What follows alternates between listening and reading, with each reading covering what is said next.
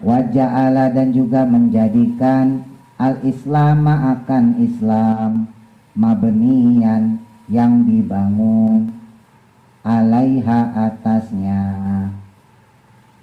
Jadi seakan-akan Nabi itu mengisyaratkan bahwa Islam sekalipun maknanya abstrak, emang itu Islam, buktinya apa? Nah, nggak ada.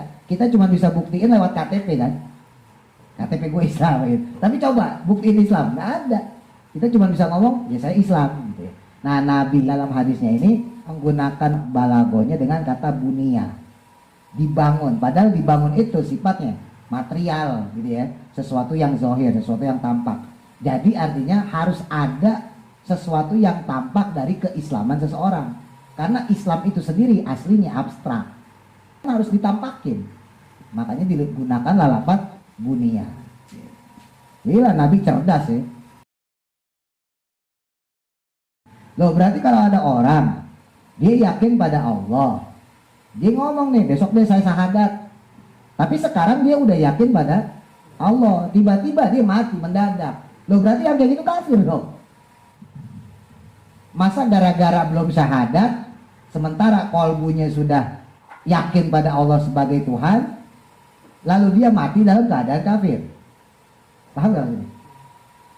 Kalau seandainya syahadat itu dijadikan syarat, paham ya maksudnya ya? Nah, maka wahua, adapun hal tersebut, kalau seandainya dia terhukumi kafir gitu ya, gara-gara belum baca syahadat karena belum sempat, karena waktunya nggak luas, kok dia dihukumin kafir, maka itu khilaful ijma. Dia bertentangan dengan ijma'nya ulama, bertentangan dengan kesepakatan ulama. Ya, pendapat muhakkik, ulama-ulama ahli hakikat yang menghukumi, pokoknya kalau kolbunya beriman pada Allah, yakin pada Allah, ya udah mukmin, berarti dia muslim udah. Tapi kalau kita kritisin ya, terus menampakkan keislamannya dari mana? Dari mana kita tahu kalau dia muslim? Sementara dia nggak baca syahadat. Kan yang paling gampang untuk menampakkan keislaman itu, karena Islam kan sesuatu yang abstrak. Seandainya nggak ada KTP, coba buktiin keislaman kita apa?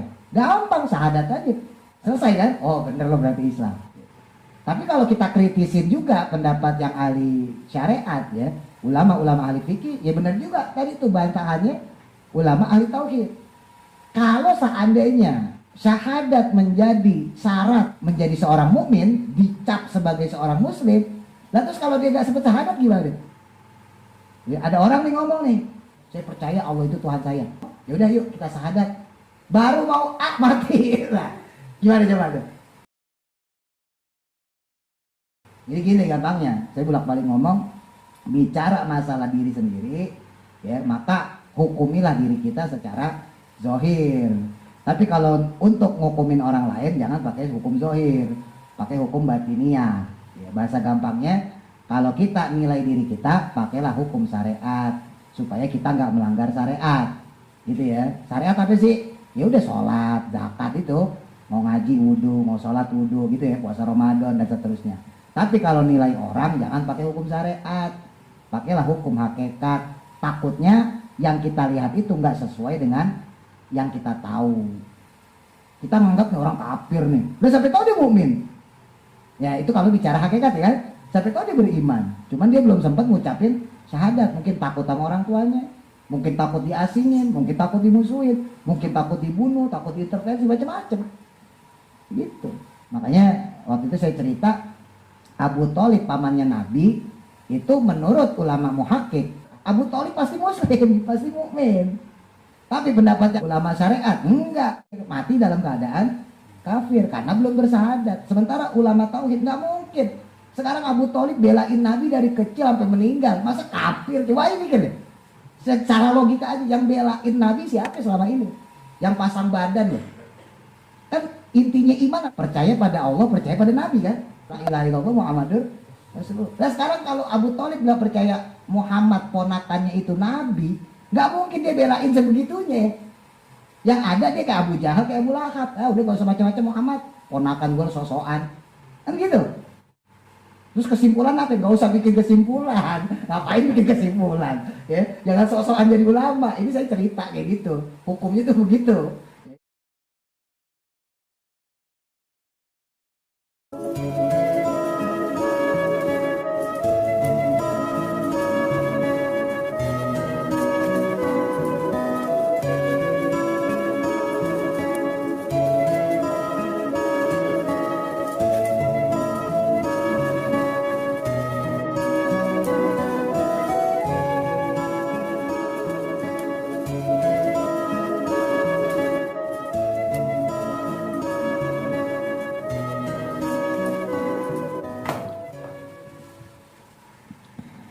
Bismillahirrahmanirrahim. Qala musannifu rahimahullahu ta'ala wa nafa'ana bihi wa bi barakati ulumihi fi daraini amin. Al-majlisu salisu fil hadisi salisi. Al-majlisu adapun majlis, as-salisu yang ketiga, fil hadisi pada hadis, as-salisi yang ketiga. Alhamdulillahil wahidil ahadi, al-fardis samadi, alladzi lam yalid wa lam yulad wa lam yakul lahu kufuwan ahad. Alhamdu adapun segala puji itu lillahi bagi Allah, al-wahidi yang satu, al-ahadi yang esa, al-fardi yang tunggal. Maknanya mah sama ya. As-somadi yang menjadi tempat bergantung, alladzi lam yalid yang tidak beranak, walam yulad dan tidak juga diperanakan. Allah nggak beranak dan juga tidak diperanakan. Walam yakun dan tidaklah juga lahu baginya, bagi Allah rujuknya, kufuwan ya sekutu atau yang menyamai, yang sekufu. Siapa ahadun sesuatu pun, atau seorang pun boleh, sama aja. Gak ada yang menyamai Allah, gak ada yang menandingi Allah. Wa asyhadulan saya bersaksi, an la ilaha bahwa tidak ada Tuhan illallahu kecuali Allah, wahdahu dengan keesaannya atau kemahatunggalan Allah, la syarika yang tidak ada sekutu, lahu baginya tidak ada sekutu bagi Allah.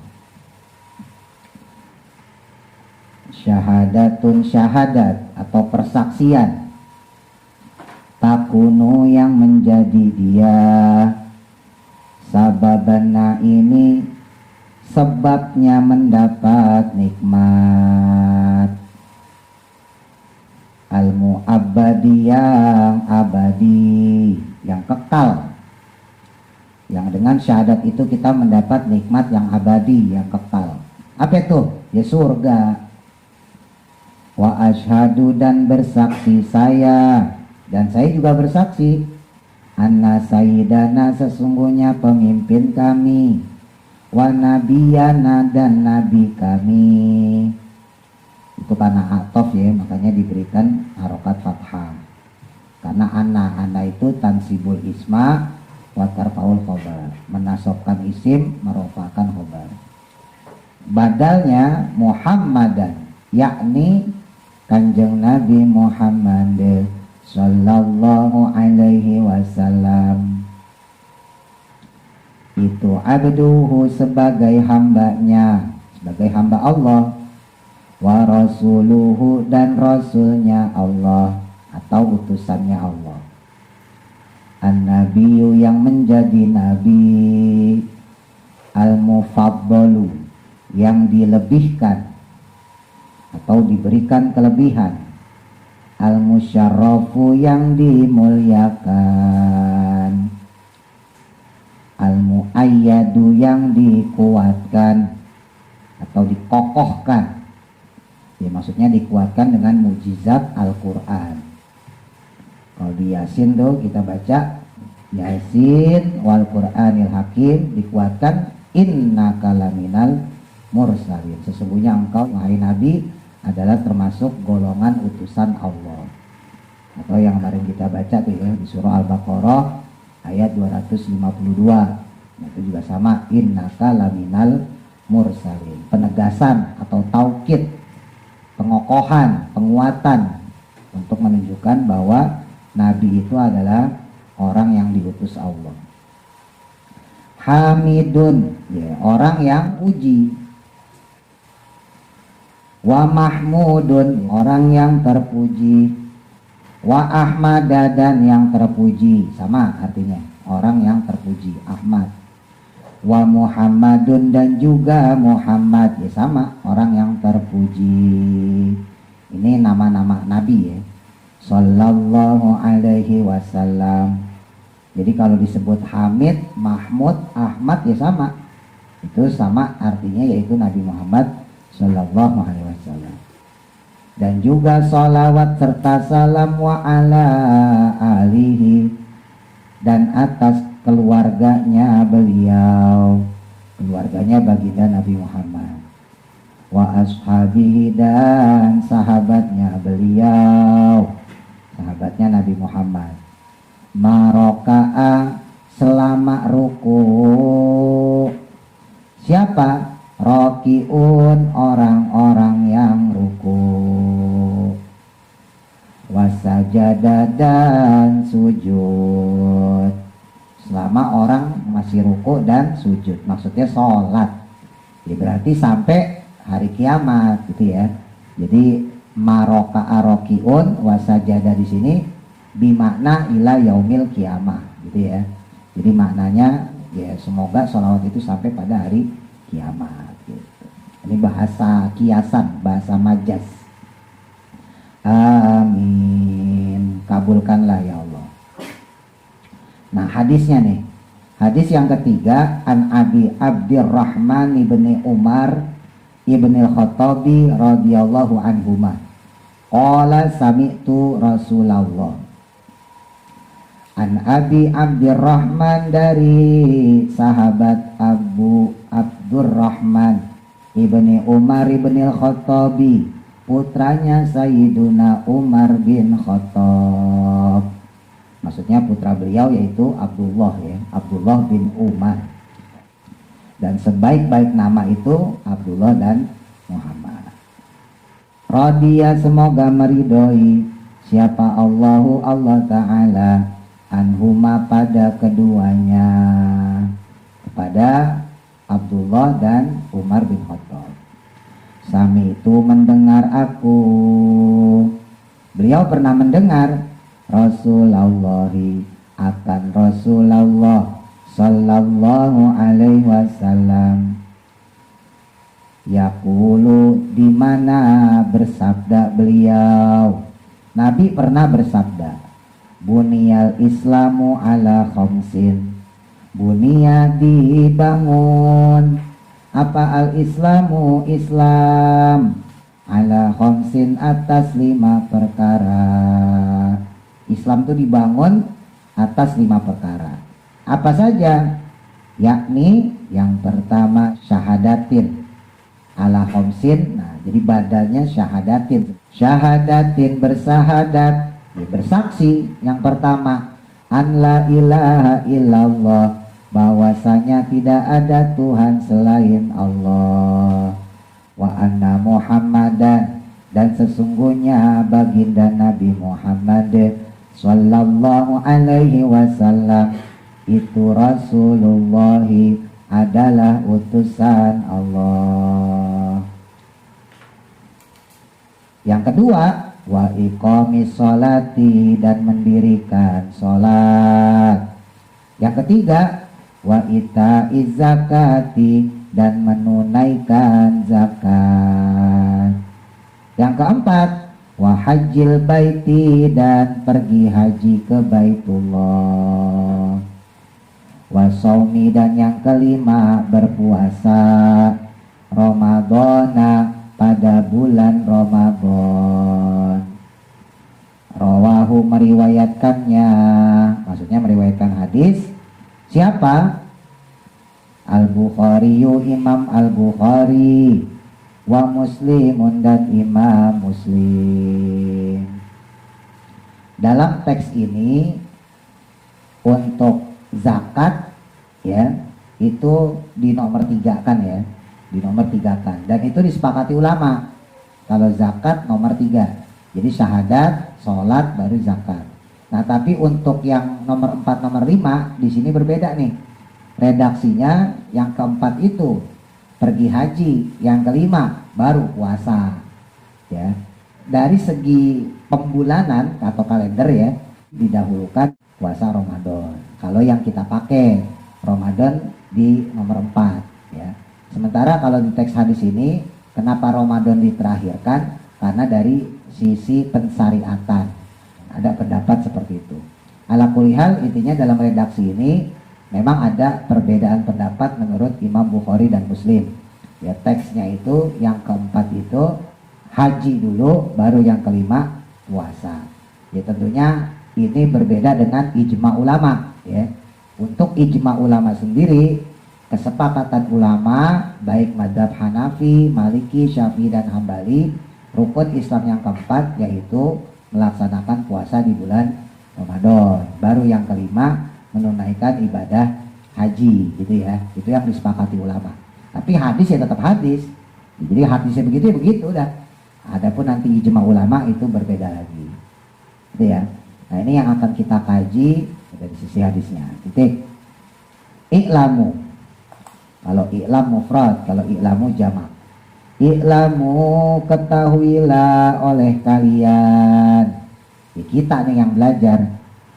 Ikhwani, wahai saudara-saudaraku.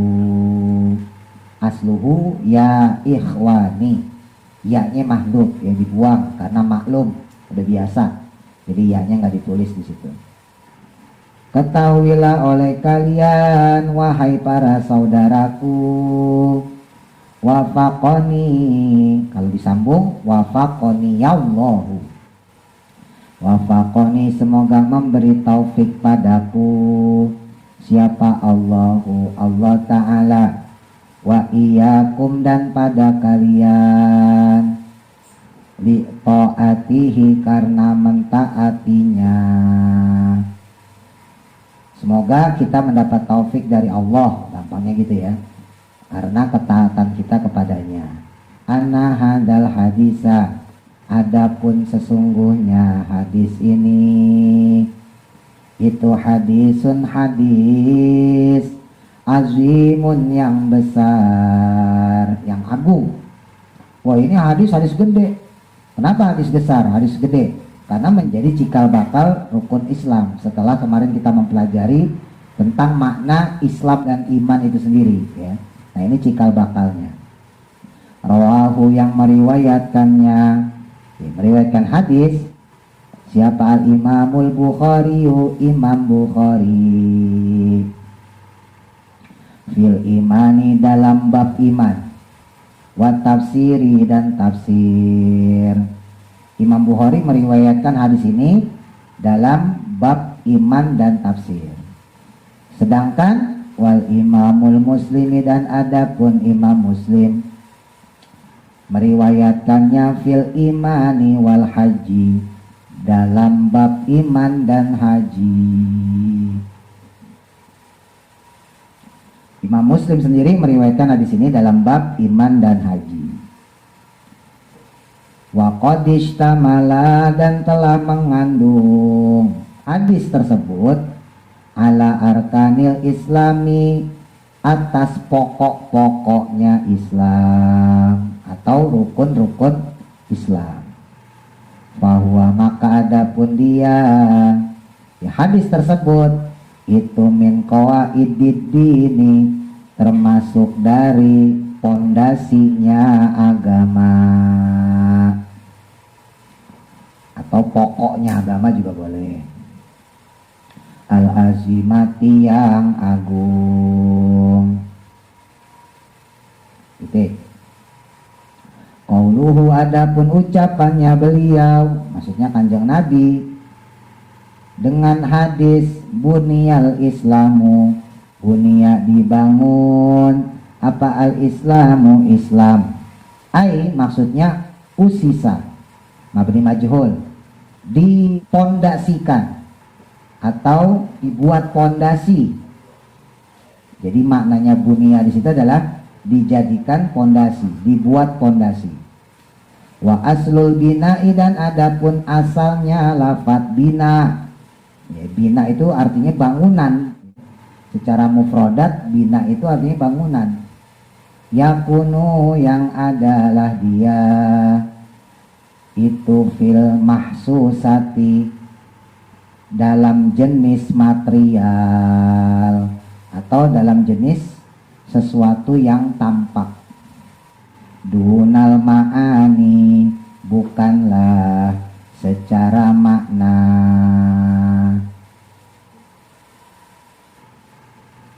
Jadi lafat bunia sendiri atau lafat bina lah itu sebetulnya lebih cenderung pada suatu material, sesuatu yang tampak, ya, zohir, ya namanya juga bangunan.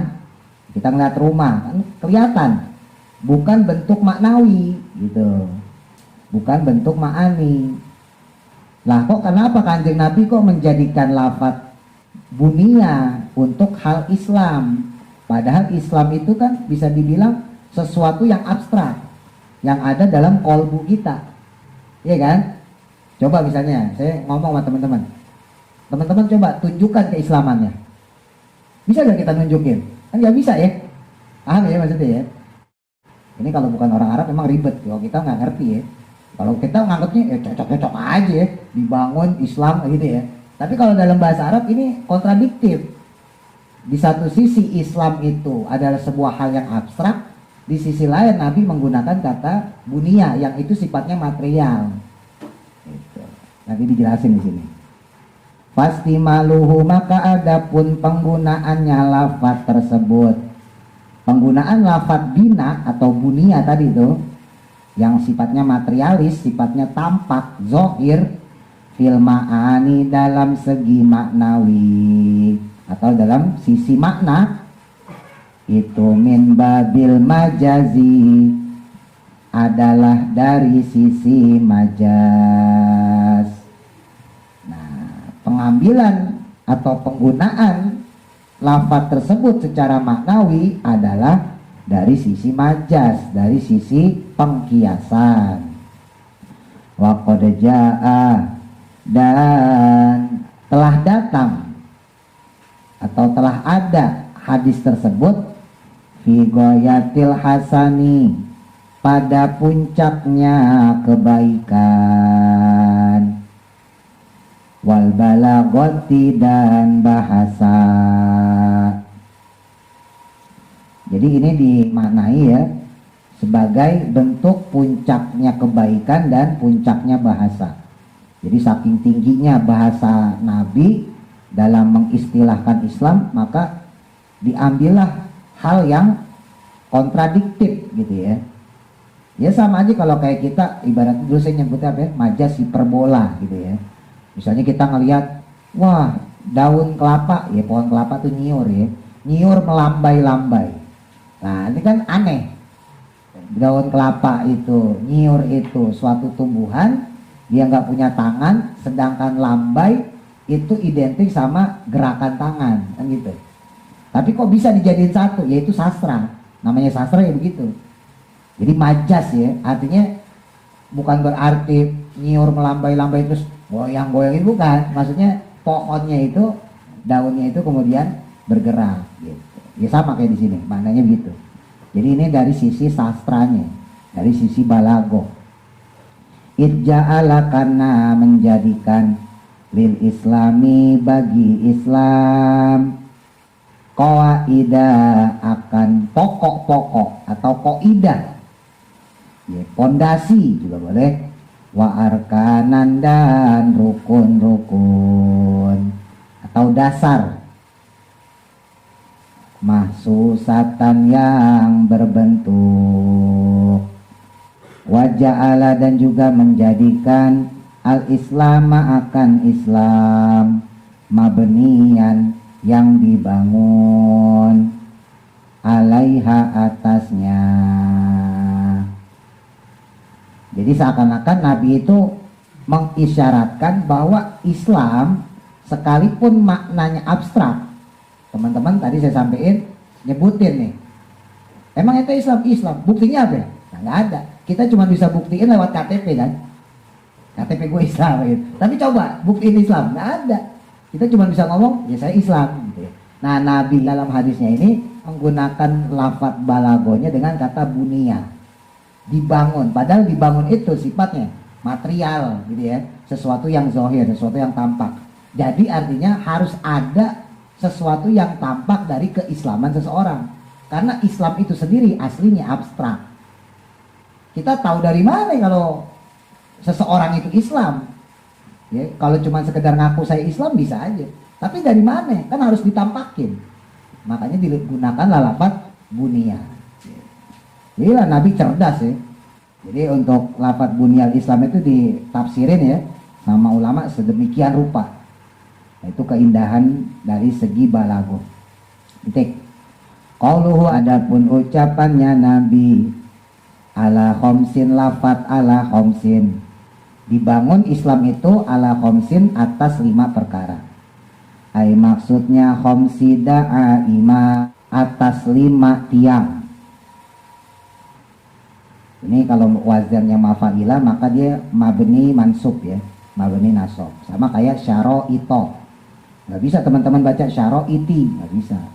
Jadi misalnya khamsu syara'iti nggak bisa, walaupun dia statusnya mudhof ilaih. Jadi nggak bisa kita baca khamsi da'a ini, nggak bisa karena dia wazan mafa'ilun. Mafa'ilun itu mabni mansub ya. Jadi bacanya da'a ima. Sama kayak syaro ito. Ay khamsi da'a ima 5 tiang. Ay maksudnya qaida pokok-pokok atau pondasi boleh. Ia adapun dia itu hasilu terdapat ma akan perkara sayud karu yang akan disampaikan atau akan dijelaskan. Nanti ada penjelasannya. Titik. Ini yang kita bahas yang pertama dulu. Qauluhu adapun ucapan beliau Kanjeng Nabi. Syahadatun boleh, syahadatin boleh ya. Kalau kita ngerujuk yang ke atas ala khamsin maka dia masih majrur. Maka syahadatin an la ilaha illallah. Tapi kalau teman-teman mau jadiin mubtada ya maka syahadatun dirofa. Syahadatin an la ilaha illallah. Syahadat ya bersaksi bahwa tidak ada Tuhan selain Allah, wa anna Muhammadar Rasulullah, dan lafaz wa anna Muhammadar Rasulullah. Sesungguhnya Nabi Muhammad adalah utusan Allah. Hada adapun ini, huwa adapun dia, ya lafaz syahadatain, 2 kalimat syahadat itu ar-ruknu rukun atau dasar, al-awalu yang awal, dasar yang pertama, min arkanil islami dari berbagai rukun Islam. Artinya ulama sepakat ya, kalau untuk 2 kalimat syahadat itu pertama dari rukun Islam.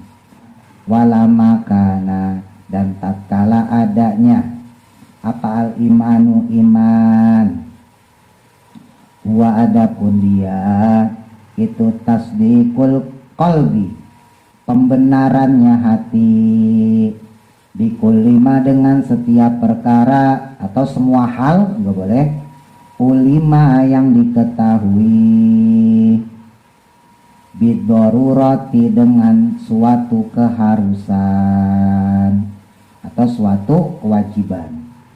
Darurat di situ bimakna al-wajib ya. Jadi bimakna suatu keharusan atau suatu kewajiban. Jadi bukan darurat dalam bahasa Indonesia. Ya sebetulnya bisa juga kita hubungin, wah darurat nih, ya, ya. Wah harus nih gitu ya, kudu. Berarti gitu. Anahu bahwa sesungguhnya dia ya, iman itu min dini Muhammadin, termasuk perkara ajaran agama Nabi Muhammad sallallahu alaihi wasallam. Lah iman sendiri adalah ajarannya Kanjeng Nabi. Nabi terdahulu pun sama ya. Ajaran pertama itu ya akidah, iman, tauhid, itu ajaran pertama. Selanjutnya baru syariat.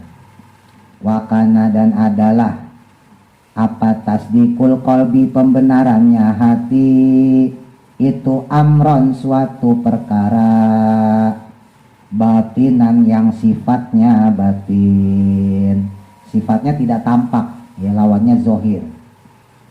La atila'a, yang tidak ada pengetahuan, lana bagi kita, alaihi padanya.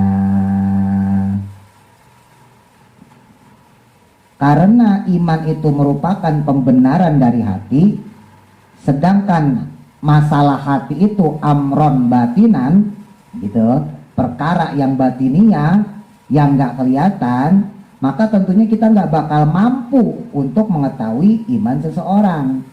Dari mana kita tahu dia Islam, kan gitu? Dari mana kita tahu dia beriman pada Allah?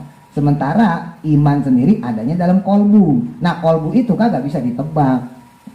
Maka, nah nih jawabannya, ja'alahu, maka menjadikannya, maka dijadikanlah iman tersebut, ya, yang tadinya abstrak, yang sifatnya batiniyah. Siapa yang menjadikan? Asyari'u, ya Allah yang membuat syariat. Ya, syari di situ pembuat syariat, maksudnya Allah yang membuat syariat. Manuton yang diliputi bisyahadataini, dengan dua kalimat syahadat.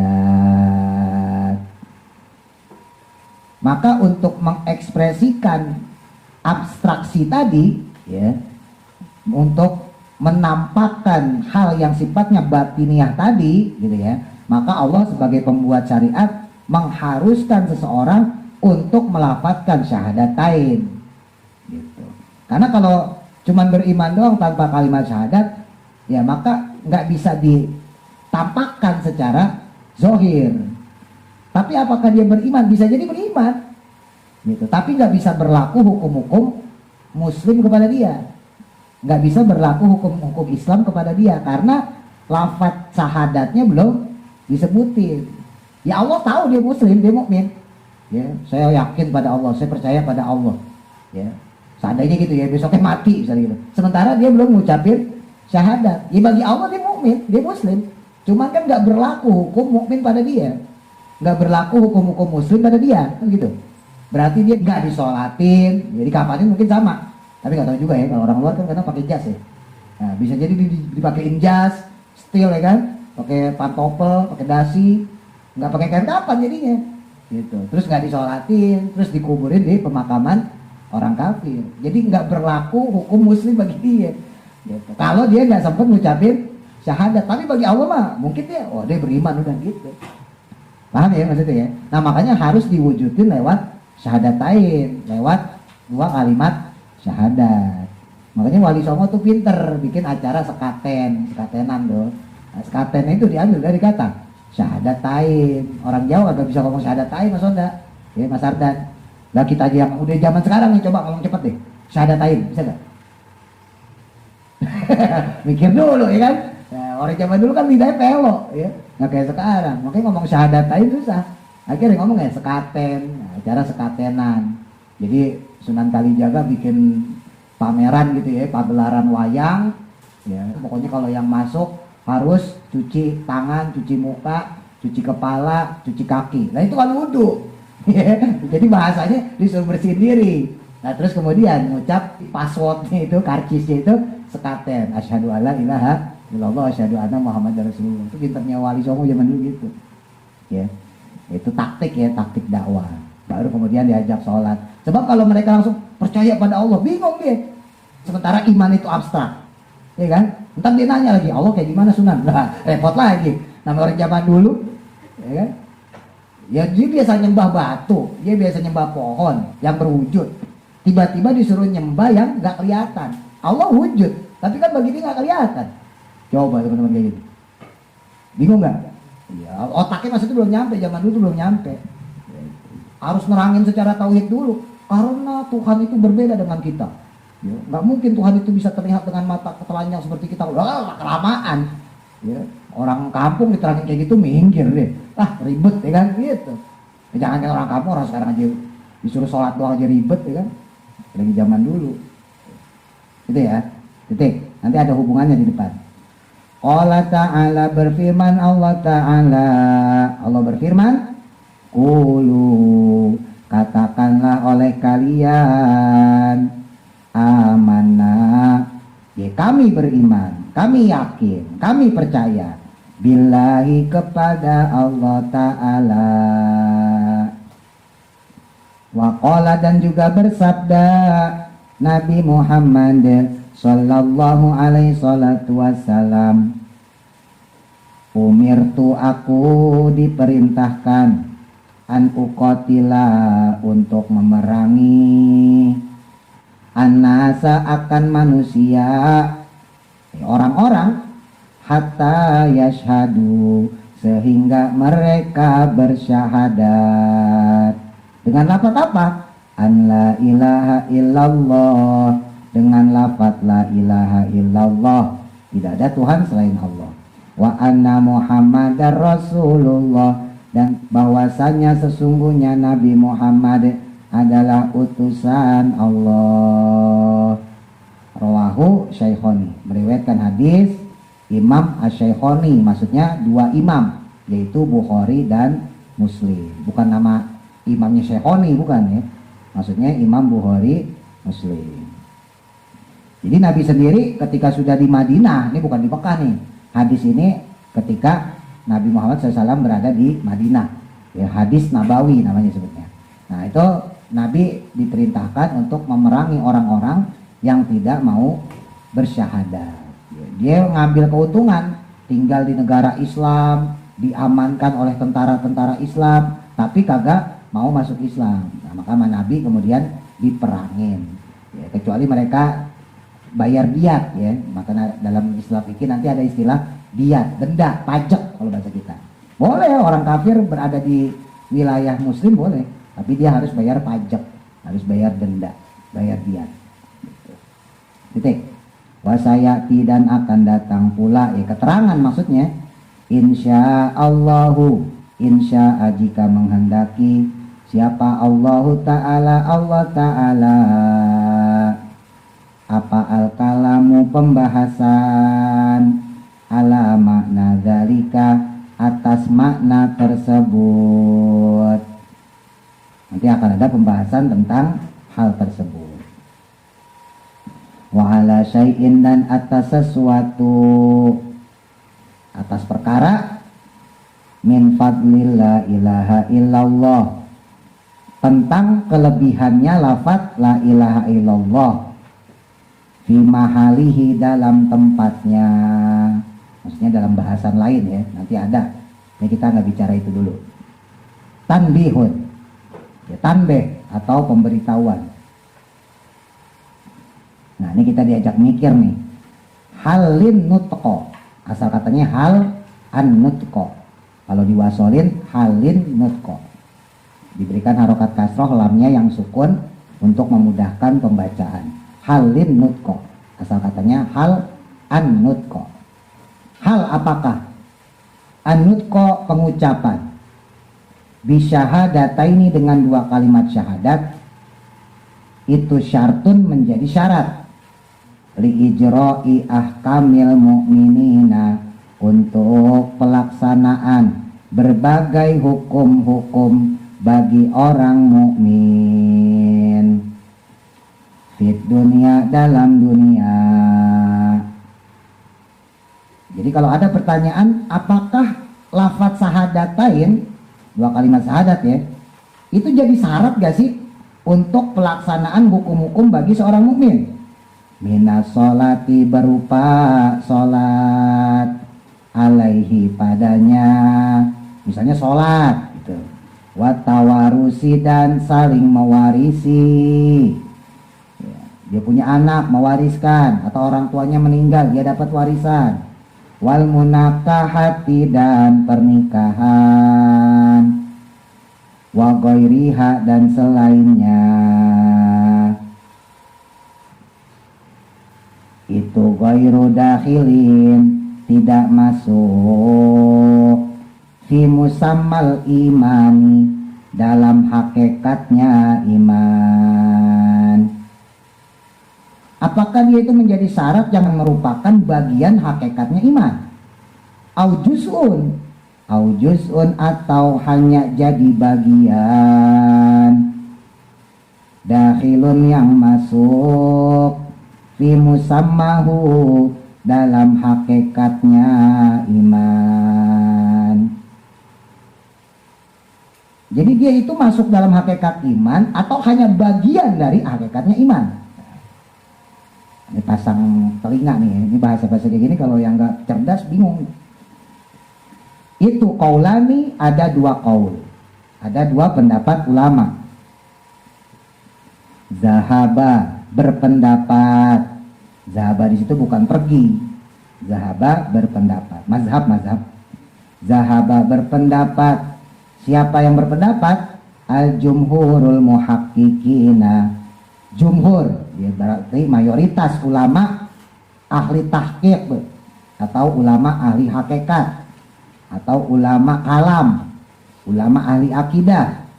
Ila awalihima, pada qaul pertama dari keduanya. Kalau menurut ulama ahli kalam, ahli tauhid, ahli akidah, ya beliau lebih condong pada pendapat yang pertama. Wa alaihi, dan pada qaul tersebut itu man ada orang sodako yang membenarkan iman biqalbihi dengan kolbunya, walam yukiru namun tidak mengikrarkan atau tanpa pengikraran, bilisanihi dengan lisannya, ma'ata makunihi dengan adanya kemungkinan, minal ikrari berupa ikrar. Kalau ada orang kok dia membenarkan dalam kolbunya tanpa pengikraran dalam lisannya, ya, padahal dia punya kemungkinan untuk mengikrarkan syahadat tadi. Nah, menurut pendapat yang pertama, fahuwa mu'minun, maka dia adalah mukmin indallahi, bagi Allah Ta'ala. Wahada, dan adapun hal ini, pendapat ini itu aufaku lebih cocok bilugati dengan lugah, dengan bahasa, wal urfi dan uruf, dengan kebiasaan. Jadi kalau menurut kaul yang pertama, apakah tanpa terucap dia tetap berlaku sebagai seorang mukmin?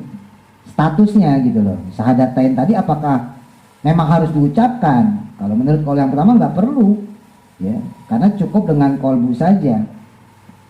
Gitu. Walaupun dia punya kesempatan untuk mengucap dua kalimat syahadat.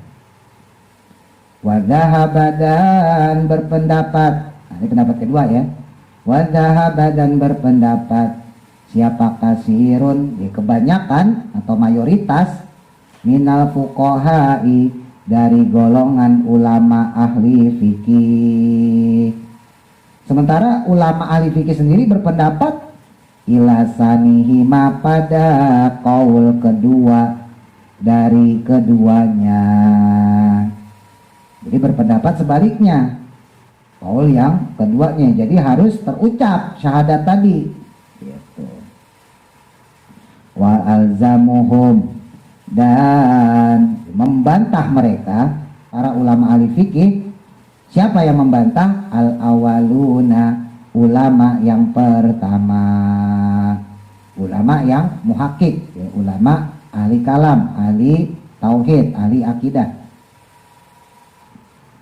Ini perbedaan pendapat gini, pembantahan di sini jangan teman-teman artiin jadal ya.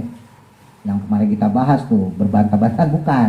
Ini mah dalam hal ilmu, kalau dalam hal ilmu nggak apa-apa, beda pendapat nggak apa-apa, untuk mendapatkan suatu substansi atau kesimpulan masalah. Ya. Nah ini mah pendapat ulama, jadi kita bisa pegang yang mana. Nah kalau dalam kitab Al-Majalis Saniyah ini diterangkan kan pendapatnya ulama yang pertama ya. Menurut ulama muhakkik, ahli hakikat, ahli tauhid, ya, bahwa iman itu tanpa terucap pun udah jadi. Gitu. Asal dia kolbunya udah saya yakin pada Allah tanpa terucap pun udah jadi tuh. Berarti berlaku hukum beriman kepada orang tersebut. Sementara menurut ulama fuqaha, ulama-ulama ahli fikih ya, karena fikih ya, jadi syariat tinjauannya enggak, harus terucap lewat syahadatain. Paham ya? Nah, dibantah nih sama pendapat ulama yang pertama, sama ulama-ulama tahqiq, ulama-ulama ahli kalam, tauhid dan akidah. Bi annaman, dengan sesungguhnya, jawabannya ya, bantahannya, sesungguhnya orang sodako yang membenarkan biqalbihi dengan kolbunya. Loh, kalau ada orang dia membenarkan Allah, dia yakin pada Allah dengan kolbunya, Tuhan saya adalah Allah, misalnya gitu ya, saya yakin bahwa Allah Tuhan saya. Faktaromatku, lalu menimpanya apa almaniyatu, kematian. Lalu tiba-tiba menimpa dia kematian, mati itu orang setelah ngerentek hatinya bahwa Tuhannya adalah Allah. Setelah kolbunya yakin Tuhannya Allah, dia mati tuh. Qabla ittisai, sebelum luasnya atau sebelum sempatnya waktal ikrori, mendapatkan waktu ikrar. Mendapatkan waktal ikrori akan waktu ikrar. Dia belum sempat ikrar, bilisanihi dengan lisannya. Yakunu, maka adalah dia itu kafiron, kafir. Ini kesimpulannya saya terjemah bebasin lah. Loh, berarti kalau ada orang dia yakin pada Allah, dia ngomong nih besok deh saya syahadat, tapi sekarang dia udah yakin pada Allah, tiba-tiba dia mati mendadak. Loh, berarti yang kayak gitu kafir dong. Nah, paham maksudnya ya? Coba kita hukum ini gimana itu? Masa gara-gara belum syahadat, sementara kolbunya sudah yakin pada Allah sebagai Tuhan, lalu dia mati dalam keadaan kafir? Paham gak ini? Kalau seandainya syahadat itu dijadikan syarat, paham ya maksudnya ya? Nah, maka wahua, adapun hal tersebut, kalau seandainya dia terhukumi kafir gitu ya, gara-gara belum baca syahadat karena belum sempat, karena waktunya nggak luas, kok dia dihukumin kafir, maka itu khilaful ijma. Ya, itu khilaful ijma, ya, bertentangan dengan ijma'nya ulama, bertentangan dengan kesepakatan ulama. Ya, padahal ulama itu sepakat bahwa kalau ada orang dia yakin pada Allah, dia mukmin, kan gitu. Nah, kan pertanyaannya, masalahnya dia sempat baca syahadat atau enggak? Oke lah, dia seandainya punya 1 hari 2 hari untuk membaca syahadat, tapi nggak dia lakuin, oke, bisa kita hukumin setengah-setengah ya, mungkin dia kafir secara amali. Tapi kalau yang belum punya kesempatan, sekarang dia yakin pada Allah, entar sore mau syahadat, lah belum sempat sore mati. Atau misalnya dalam keadaan sekarat, ya, tiba-tiba datang ustadz misalnya gitu kan, anjurin dia, udah masuk Islam kamu gini. Dia yakin pada Allah, ya saya yakin ternyata benar kematian itu ada. Seandainya yang datang ini ateis ya, nah, orang ateis kagak percaya Tuhan. Orang ateis itu kebanyakan tuh baru tahu Tuhan pas mau mati.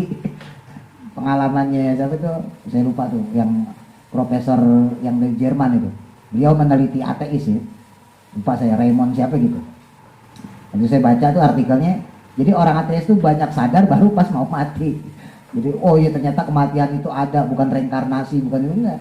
Karena ternyata ya udah ditampakin macam-macam gitu ya. Nah itu kayak gitu gimana? Sementara dia belum sempat mengucapin syahadat, tapi dalam kolbunya dia udah yakin, oh iya berarti Allah itu adalah Tuhan saya. Nah, kalau itu dihukumin kafir, maka khilaful ijma, berarti bertentangan dengan sepakatan ulama. Padahal ulama itu sepakat kalau kolbunya udah yakin pada Allah, maka dia mukmin. Perkara dia bisa melepaskan lafaz syahadat, dia mengucapkan lafaz syahadat dengan adanya kesempatan dia mengucapkan kalimat syahadat, itu hal lain. Ya, kalau dia punya kesempatan, ya iya dia nggak berlaku dong. Masih ada sehari 2 hari, masih ada seminggu, masih ada setahun. Kok dia nggak syahadat? Udah percaya? Ya saya percaya Allah. Tapi dia nggak syahadat, ya itu nggak berlaku pada dia. Karena syaratnya Islam itu syahadat. Nah itu kalau hukum normal. Nah sekarang nggak normal, orangnya sekarat, misalnya gitu. Atau orangnya sehat, tahu tiba-tiba sebelum syahadat dia mati, nggak punya waktu untuk ngucapin syahadat. Kalau kita hukumin dia kafir, berarti itu menyalahi ijma ulama. Paham ya? Nah, alama atas perkara, di atas ucapan maksudnya, qaul, naqalahu yang menukilnya. Menukil itu memindahkan ya. Maksudnya menyadur. Nah, kalau bahasa akademik menyadur. Catatan kaki lah, footnote. Siapa al-imamu ar-Razi? Al-imam ar-Razi. Ini Imam ar-Razi, salah satu imam ahli tauhid, ahli kalam.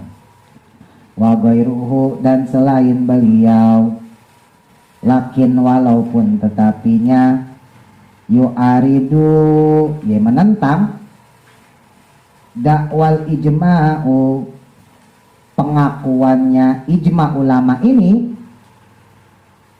apa qaulu Syafi'i, ya qaul atau pendapat dalam kitab Asy-Syafa'.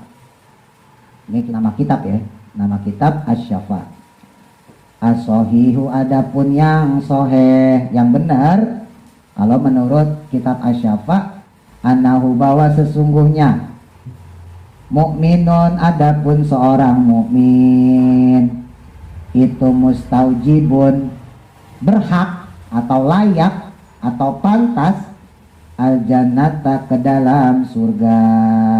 Yang namanya mukmin kan orang yang pantas masuk dalam surga gitu. Haitsu asbata, yang sekiranya beliau menetapkan, fihi, di dalamnya, khilafan, akan khilaf, maksudnya perbedaan pendapat tadi, pertentangan atau perselisihan ijma tadi. Jadi kesimpulannya, apakah syarat menjadi seorang mukmin itu harus melafadzkan syahadat? Ya, itu ulama berbeda pendapat ya. Kalau menurut ulama ahli tauhid, ulama hakikat, ya nggak harus dengan kolbu saja dia meyakini bahwa Allah Tuhannya, berarti dia seorang mukmin, gitu. Sementara menurut ulama fikih, fuqaha, ulama ahli syariat, ya namanya Islam harus dibaca syahadat lah. Nah kemudian ditentang nih sama ulama hakikat. Loh, kalau syahadatain, dua kalimat syahadat menjadi syarat untuk berlakunya seorang mukmin, gimana kalau dia nggak sempat baca syahadat? Sementara ajal sudah menjemput, dia mati mendadak, masa dihukumin kafir? Mestinya ya. Nah, itu di kitab-kitab banyak yang model-model kayak gitu ya. Nah ini lagi-lagi kita bicara pendapat ulama ya. Ala kulli hal, intinya teman-teman mau pegang yang mana sama aja. Masing-masing ada benernya juga, masing-masing ada kekurangannya. Kalau kita berpendapat, kita kritisi ya pendapat muhakkik, ulama-ulama ahli hakikat yang menghukumi. Pokoknya kalau kolbunya beriman pada Allah, yakin pada Allah, udah mukmin, berarti dia muslim udah. Kan kalau kita kritisi nih, terus menampakkan keislamannya dari mana? Dari mana kita tahu kalau dia muslim? Sementara dia nggak baca syahadat.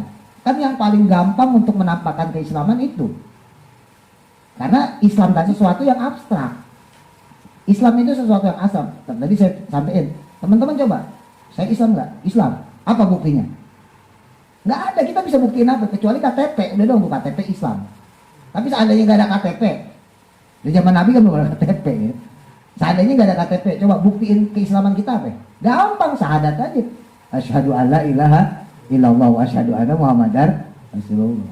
Selesai kan? Oh bener lo berarti Islam. Kan gitu. Makanya orang kafir gak bakal mau dia syahadat. Dia tahu syahadat, asyhadu alla, tahu dia. Orang kafir tahu loh, orang Kristen, Yahudi gitu ya. Nah, dia tahu asyhadu alla, tapi dia gak bakal mengucapin. Nah, kalau seandainya tidak perlu penampakan, penzohiran dari lafaz syahadat, ya terus kita tahu orang dia muslim dari mana? Kita tahu seseorang beriman pada Allah dari mana? Tapi kalau kita kritisin juga pendapat yang ahli syariat ya, ulama-ulama ahli fikih, ya benar juga tadi itu bantahannya ulama ahli tauhid. Kalau seandainya syahadat menjadi syarat menjadi seorang mukmin, dicap sebagai seorang muslim, lalu terus kalau dia nggak sempat syahadat gimana? Ya, ada orang nih ngomong nih, ya, Mas Didit, ya gitu, saya yakin sekarang pada Allah. Oh kamu sekarang yakin ya? Toh saya yakin sekarang benar. Saya percaya Allah itu Tuhan saya. Terus Mas Didit ngomong, yaudah yuk kita syahadat. Baru mau mati. Nah, gimana coba tuh? Kan gak bisa kita pakai hukum ulama syariat deh. Lah ini gimana nih? Sementara dia sebelumnya kafir. Coba, dimandiin, dikafanin, disolatin, sampai dipakein jas, terus dikuburin pakai peti. Coba, bingung kan? Untungnya kita bukan ulama, jadi kita nggak bikinin ke situ. Ya. Coba kalau teman-teman ulama, lo bingung lo? Ya juga ya. Bingung nggak? Ya, untungnya kita bukan ulama, itu baca aja. Jadi itu ya, paham maksudnya ya. Jadi karena Islam itu, iman itu sesuatu yang abstrak, ya harus dizohirin. Jadi gini gampangnya, saya bolak-balik ngomong, bicara masalah diri sendiri, ya maka hukumilah diri kita secara zohir. Tapi kalau untuk ngukumin orang lain, jangan pakai hukum zohir, pakai hukum batiniah. Ya, bahasa gampangnya, kalau kita nilai diri kita, pakailah hukum syariat supaya kita nggak melanggar syariat, gitu ya. Syariat apa sih? Ya udah sholat, zakat itu, mau ngaji wudhu, mau sholat wudhu, gitu ya, puasa Ramadan dan seterusnya. Tapi kalau nilai orang, jangan pakai hukum syariat, pakailah hukum hakikat. Takutnya yang kita lihat itu nggak sesuai dengan yang kita tahu. Kita menganggap orang kafir nih, udah sampai tahu dia mukmin. Ya itu kalau bicara hakikat ya kan, sampai tahu dia beriman, cuman dia belum sempat ngucapin syahadat. Mungkin takut sama orang tuanya, mungkin takut diasingin, mungkin takut dimusuhin, mungkin takut dibunuh, takut diintervensi, macam-macam. Gitu. Makanya waktu itu saya cerita, Abu Thalib pamannya Nabi itu menurut ulama muhakkik, ahli tauhid, ahli kalam, ya, ahli akidah, berpendapat Abu Thalib pasti muslim, pasti mukmin. Tapi pendapat yang lain, ya ulama syariat enggak, mati dalam keadaan kafir karena belum bersyahadat. Sementara ulama tauhid nggak mungkin. Sekarang Abu Thalib belain Nabi dari kecil sampai meninggal, masa kafir? Coba ini kan, secara logika aja yang belain Nabi siapa selama ini? Yang pasang badan ya. Kan intinya iman apa sih? Intinya iman apa coba? Percaya pada Allah, percaya pada Nabi kan? Itu kan inti iman, la ilaha illallah Muhammadur Rasulullah. Nah sekarang kalau Abu Thalib nggak percaya Muhammad ponakannya itu Nabi, nggak mungkin dia belain sebegitunya. Yang ada dia kayak Abu Jahal, kayak Abu Lahab. Ah udah gak usah macam-macam, Muhammad ponakan gue sosokan, kan gitu. Nah sekarang kan ada pertanyaan, kenapa Abu Thalib kok begitu banget belain Nabi Muhammad? Masa dia nggak percaya bahwa Nabi Muhammad sebagai seorang Rasul? Ini kalau kita kritisi nih, jadi ada perbendaharaan juga. Terus kesimpulan apa? Gak usah bikin kesimpulan. Ngapain bikin kesimpulan? Ya, jangan sok-sokan jadi ulama. Ini saya cerita kayak gitu. Hukumnya tuh begitu. Ya, gak usah bikin kesimpulan. Oh berarti kesimpulan, gak usah. Itu bahaya tuh. Jadi akidah tuh ya udah begitu aja udah. Ya tinggal kita mau cenderung pendapat yang mana. Karena dua-duanya kemungkinan benernya gede. Kalau Abu Thalib kita bilang kafir, masa iya sih? Ya. Belain Nabi loh, bayangin loh, kemana-mana yang ngedekingin Abu Thalib. Abu Thalib itu kan kalau bahasa kita tuh DPR, ya, dewan ya. Dulu saya cerita tuh, dulu di Mekah itu pas zaman Nabi itu ada istilah khulafa. Ya, presidennya Abu Jahal, khulafanya tuh anggota DPR-nya tuh itu pembesar-pembesar suku Quraisy. Termasuk dari kabilahnya Nabi Muhammad adalah Abu Thalib. Dan sekarang Abu Thalib bela-belain Nabi sampai Nabi nggak terbunuh. Kan aman-aman aja Nabi Muhammad selama Abu Thalib masih ada kan? Kan mustahil kalau nggak dibelain Abu Thalib. Masa iya Abu Thalib nggak percaya bahwa Muhammad ponakannya seorang nabi? Kan logikanya begitu.